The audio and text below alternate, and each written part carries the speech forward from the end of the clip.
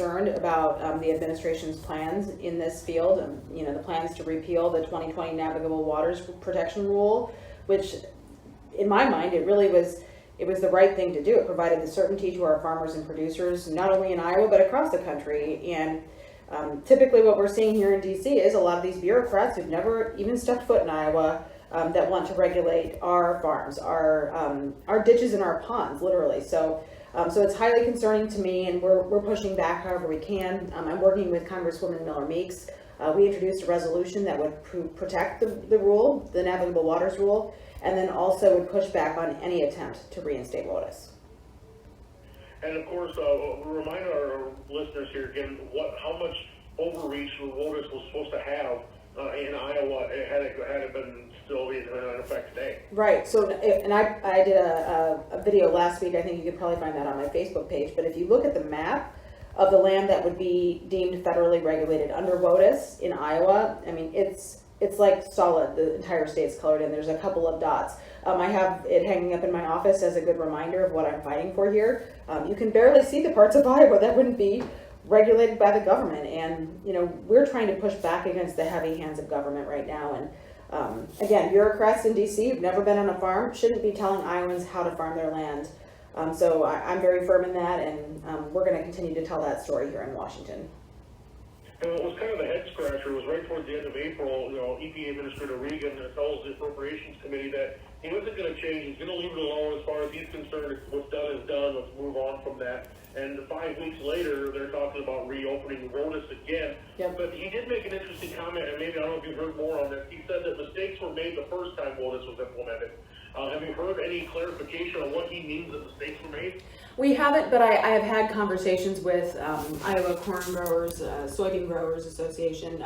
We're connecting with those groups because I think they've kind of heard the same thing. I think it's a sign that maybe there might be some changes if they do move forward with it. It might not look exactly like it did, but either way, I think the fact that we're even having to have this conversation shows that rural America is under attack. Our farmers are under attack from the Biden administration right now, and I think it's up to us as a very strong Iowa delegation working with Congressman Feenstra and Congresswoman Miller Meeks to fight for Iowa's producers and our biofuel industry here in Congress. And I guess a lot of the concern was over what was considered navigable waters, at that time. Obviously the Mississippi and Missouri, those are waters that are regulated for interstate trade. Right. You're talking about waters that are contained inside one state that have nothing to do with commerce. That was where the people were getting a little upset. We're getting very upset. Absolutely, and I had a chance to visit a farm in the district just a few weeks ago and talk with Wayne about what he's doing on his property to help make the water cleaner, and he has measurable results. He had a bioreactor that he showed, and he was able to talk about the testing on the way in and the way out, and how much nutrient reduction there actually was. So our farmers are doing it right, and that's the kind of policy we need to be embracing because that has a real measurable result. Which is what I think we all want as the end goal, is the water to be cleaner, and farmers are the best stewards of their land. And so that's the story that I'm telling here. We don't, again, need that heavy hand of government regulating the little stream that our farmers have on their property, because they are doing the right thing.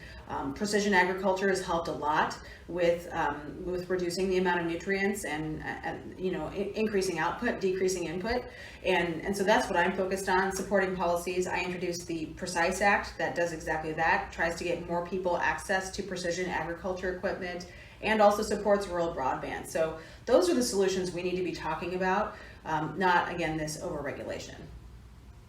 And some of the lawmakers in the delegation have made the comment that if anybody that doesn't understand or wants a better understanding of what goes on in Iowa agriculture, they'd be more than willing to host them to come see what is going on and help Iowa farmers tell that story. Is that something you would be willing to do too, as some of your colleagues that maybe need a better understanding? Absolutely. I think nobody can appreciate it more than someone who's never stepped foot on a farm. And I think that's a story we absolutely need to tell, open some eyes that, our food doesn't just come from the grocery store. It comes from the fields of Iowa. Iowa farmers are feeding and fueling the world, and I think it could be an eye-opening experience for some of my colleagues who maybe haven't had a chance to experience what rural America looks like.